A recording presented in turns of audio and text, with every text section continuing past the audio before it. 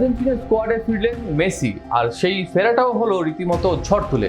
Lionel Messi যেন আর্জেন্টিনার জার্সিতে ফেরার আগেই এক মহড়া দিলেন ইন্টার মায়ামির হয়ে। কলম্বাস ক্রুর বিপক্ষে ম্যাচে তিনি করলেন জোড়া গোল, সঙ্গে দুইটি চোখ ধাঁধানো অ্যাসিস্ট। পুরো রাতটাই রাঙালেন রোসারিওর রাজপুত্র। ম্যাচের শুরু থেকেই ছন্দে ছিলেন 8 বারের ব্যালন ডি'অর জয়ী। 13তম মিনিটে তার অসাধারণ এক থ্রু পাসেই গোলের খাতা খুলে দেন তরুণ তাদেও আলেন্দে। প্রতিপক্ষ গোলরক্ষকের সামনে একা গিয়ে দুর্দান্ত এক ক্রস শটে এগিয়ে দেন দলকে।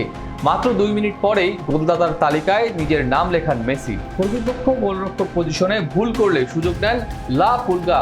বুদ্ধিদীপ্ত শটে বল জালে জড়ান, যদিও গোলরক্ষক হাত লাগালেও ঠেকাতে পারেননি।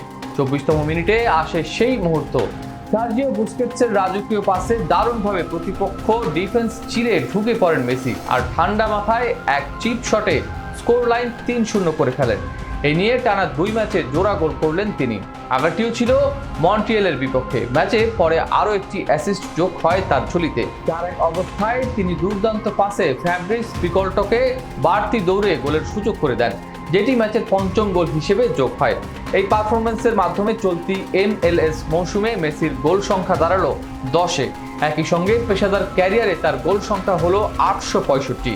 সর্বশেষ 5 ম্যাচে তিনি 5টি গোল করেছেন, যার মধ্যে ফিলাডেলফিয়ার বিপক্ষে এক ক্লাসিক ফিনিশের ড্র বাঁচান মায়ামিকে।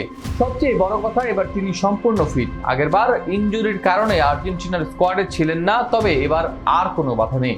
আগামী 5 জুন সান্তিয়াগোতে চিলির বিপক্ষে এবং 10 জুন মনুমেন্টালে কলম্বিয়ার বিপক্ষে বিশ্বকাপ বাছাই পর্বের গুরুত্বপূর্ণ 2 ম্যাচে আর্জেন্টিনার মূল দলে থাকছেন তিনি। ফিরছেন তিনি রাজার মতো, গোলের সিংহাসন চেপেই।